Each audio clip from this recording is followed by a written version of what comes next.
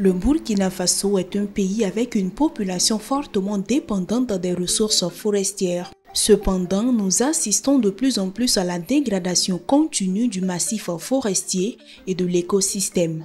Cette dégradation est due aux effets néfastes du changement climatique et de l'action de l'homme sur l'environnement. Afin d'inverser la tendance, la Journée nationale de l'arbre est instituée depuis 2018. Pour cette 5e édition et comme lors des précédentes, les objectifs sont les mêmes. C'est de contribuer à la reforestation au niveau du pays. C'est d'assurer au niveau local la disponibilité des ressources forestières qui peuvent pourvoir des produits forestiers non liés aux populations.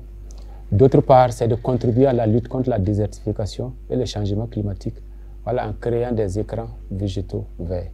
Et enfin, c'est de contribuer à la fixation des terres, donc lutter contre la dégradation des terres. Je suis patriote, je plante et j'entretiens mon arbre. Sur ce, je déclare ouvert les panels de la 5e édition de la Journée nationale de l'arbre, édition 2023. À travers cette déclaration, le ministre de l'Environnement, de l'Eau et de l'Assainissement lance officiellement les activités entrant dans le cadre de la célébration de la 5e édition de la Journée nationale de l'arbre. Ce tout premier panel ouvre les portes à une série de communications autour de la question de la contribution de l'arbre dans un contexte d'insécurité. Dans un premier temps, il était question de montrer les fonctions, les services et les produits que l'arbre peut offrir aux communautés pour les permettre d'être résilientes.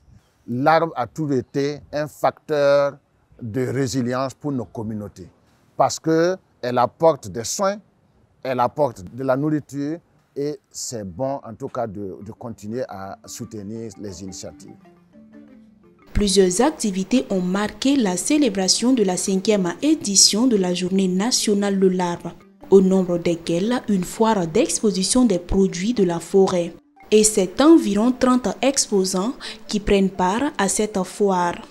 Ici, nous avons le karité et nous avons ici le moringa. Nous avons aussi le baobab, le néré. Nous avons aussi le zamné.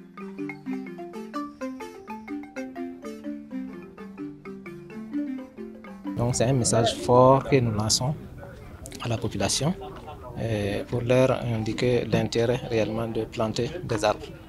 C'est vrai qu'on en a, mais c'est bon non seulement de ne pas les détruire, mais également de renforcer les potentiels qui existent. Nous sommes samedi 15 juillet, jour choisi par anticipation pour la célébration officielle de la Journée nationale de l'arbre. Cette commémoration vise à susciter une mobilisation générale de toutes les couches sociales et professionnelles pour la restauration du couvert végétal, des forêts et des terres dégradées du pays. Pour la campagne de réforestation 2023, le gouvernement table sur un objectif de 5 millions de plants à mettre en terre sur toute l'étendue du territoire national. Elle se tient sous le thème « Arbre, symbole de résilience des communautés dans un contexte d'insécurité ».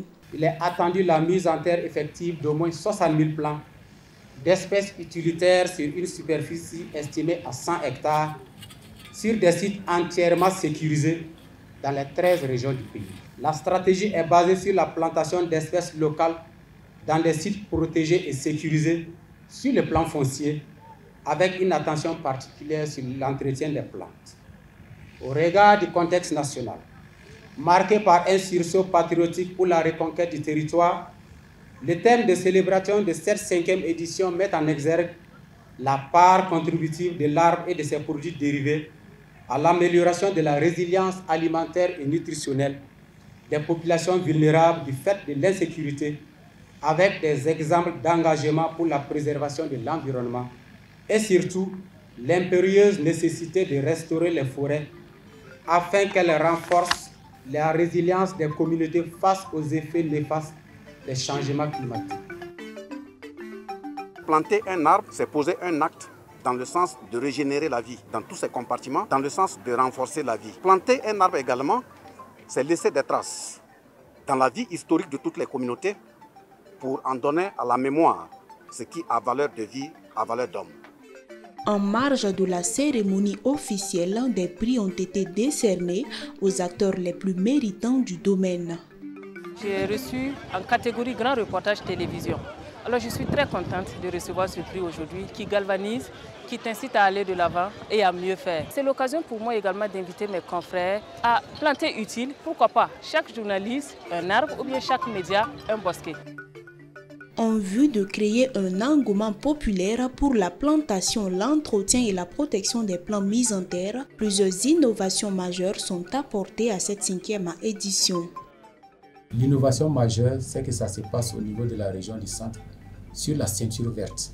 Le site est clôturé. On a réalisé un forage qui permet d'avoir de l'eau à permanence pour faire l'arrosage. Et à côté de ce forage, on va mettre un système de goutte à goutte. On va faire un clin d'œil au niveau des établissements d'enseignement.